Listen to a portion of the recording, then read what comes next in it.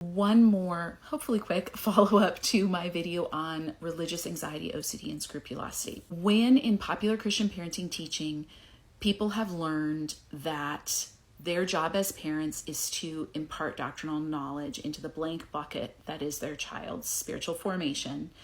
And this is combined with a belief about the exponential stakes. A parent believes this is my job. I can and should access my child's heart. I can and should control their future spiritual decisions, their salvation with eternal consequences. And they've maybe even been told how I do this now may impact future generations. So those are very high stakes. But if parents operating by this, they will very quickly arrive at what we've talked about before. The younger, the better, and the more, the better. And this is how we end up with toddlers learning Koine Greek theological terms, or board books dealing with original sin, or math workbooks that are trying to weave in theological principles, or parents who are listening to influencers kind of saying every moment could be saturated with the gospel. Like every conversation could be one where you share the gospel with your child. So everything is really amped up to this very high stake way of operating because everything's on the line, and it's all come down to what you say, the doctrinal truth you can impart. There's a whole market out there that is very willing to sell you resources to help you do this. So parents are feeling the internal anxiety. I need to do this. I'm not exactly sure how, but I need to do this somehow. And then here's someone out there saying, wow, there's a market demand for this. I will create these resources. So people who have the means will be consuming those resources and buying them. Others might be creating their own. But you do have then families who are going to weave doctrinal ideas sold to them, sometimes quite literally, into everything. Pair this with the absence of interest or curiosity about child formation and how a child as a person, remember Christian teaching does indicate that individuals can connect to God directly, but without any sort of curiosity about what that might look at different ages for children, what that might look for a 3-year-old or an 8-year-old or a 12-year-old or a 20-year-old. It's everybody is going to connect to God through memorizing doctrinal truth or through something like Bible study, something very cognitive. So that's going to be dished up at every age and with greater intensity, where that's the only tool given. So as young people raised in this grow up, their only tool would be more Bible study or find a new devotional guide or memorize more scripture. That's the tool they've been given. And not to minimize that there is a piece of that's a part of Christian formation and traditional Christian disciplines. But when that's all that's given and this floodgate of information, it can be overwhelming. Also can miss signs of when this might be harming more than helping. We can think of, if you're a child of the 80s like me, I was handed Frank Peretti's books probably as a preteen. It was sort of here's a Christian book, so that'd be good. There was a lot of trust there because a Christian wrote this, we've been told not to kind of be suspicious about what's in the world. So a Christian wrote this, here you go. I was not old enough to digest that information. Many of us at that era heard a lot about the rapture. I saw the Thief in the Night movie as a very young kid. It was scary. Setting aside discussion about whether those things are doctrinally or theologically sound, children are maybe not equipped developmentally to be processing ideas about the rapture or the apocalypse or demonic activity. These are just maybe not age appropriate and end up harming a child's spiritual formation in unconsidered ways. There's the more the better piece of this.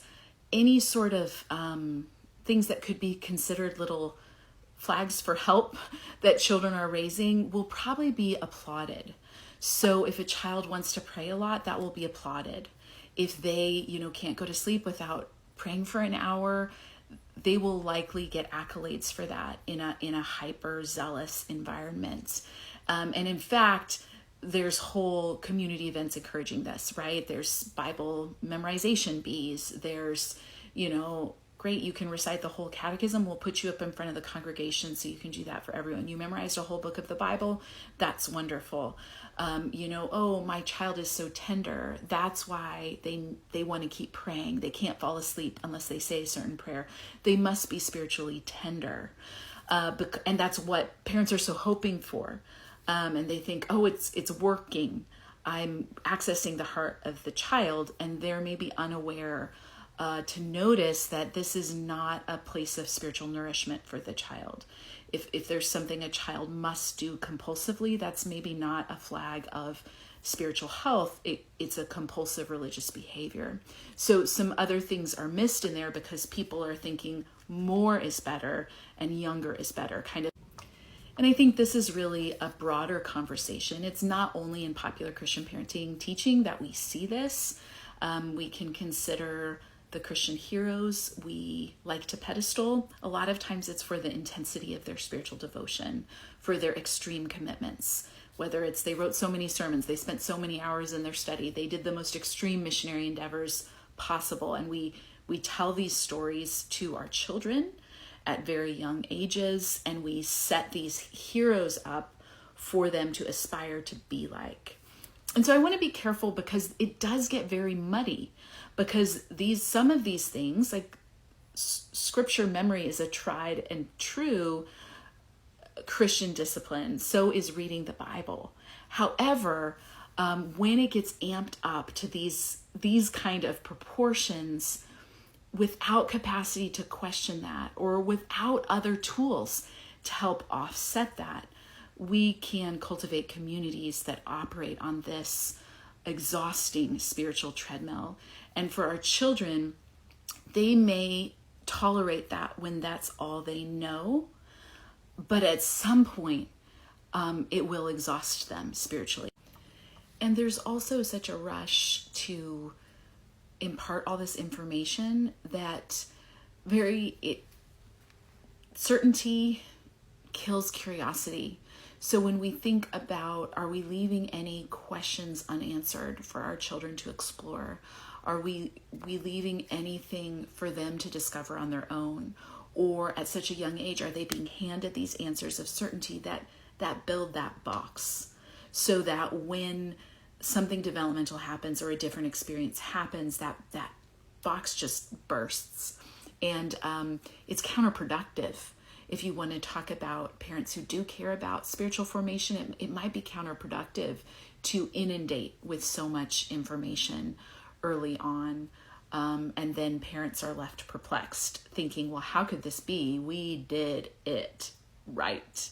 How can it be that I didn't get the promised payoff, or my child is talking about religious trauma, or these sort of things? It can be very confusing. So I do think current Christian parents would be well served to consider these things, to get curious about child development, to study the individual people in their care and really note how different things are being received and how children are responding and what children are curious about and how they want to relate to God. Because all of this treadmill, this exhausting treadmill, it does not align with Jesus's invitation that says, "Come to me, all you who are weary and heavy laden, and I will give you rest."